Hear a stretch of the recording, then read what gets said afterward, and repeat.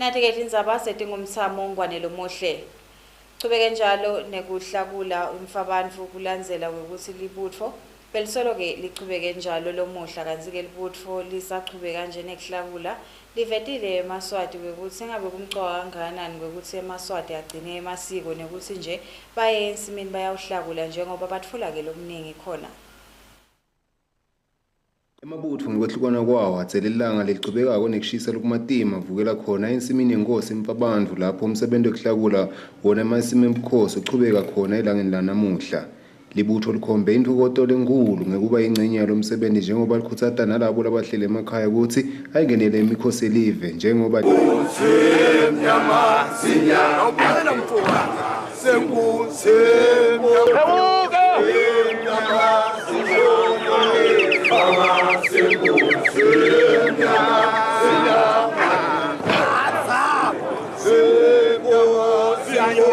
leli butho ligcizelele kakhulu live lenkosi lelikhuthata kuhlonishwa kwemakhosi asemhlabeni kude kutawuba melula kuhlonipha uNkulunkulu sezulwini futhi longabonakali. Masango mina ngikhulele vele la ebukhosini qale kuhlakula usobhuza noko-ke bekusaqhubeka kahle nakule nkosi lekhona kusaqhubeka kahle ukuhlakula emaswati ayeda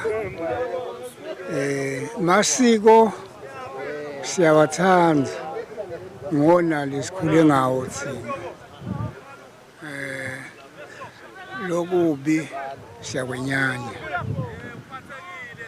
sifuna kona lo ukuthi emaswati bothi inkosi nayimemetile baphumele ebaleni uthi-ke lokuhle kwakhona le nkosi lekhona seyiyawondla lamaswati sekuthi umuntu lolamba kwenkosini wonke nje umuntu losekhaya simvela buhlungu nangakabona enkosini senkosini kuhle kanje. Engcwaleni ngabatshothi labanye asambeni sengcwaleni kumnanzi uta ensimini kungenta ukuthi ngijabule ngoba nalesikutholako. Ukuhlakula kwamasimi kusho umsebenzi webukhosi lo ingcenye lohambisana nenqwala.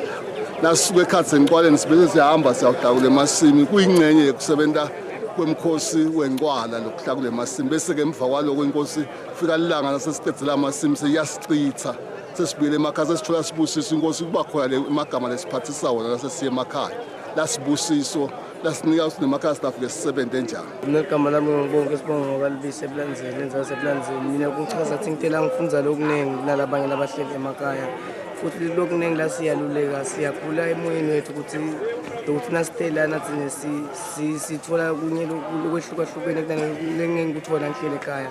Kanti-ke kuhlakula kwawo-ke emasimi ebukhosi kuyachubeka naselangeni lakusasa khona eMfabantfu. Etindzabeni temsakato wechannel Yemaswati nginguseluleko Gcinzi ngina Dumisani Dlamini siseMfabantfu.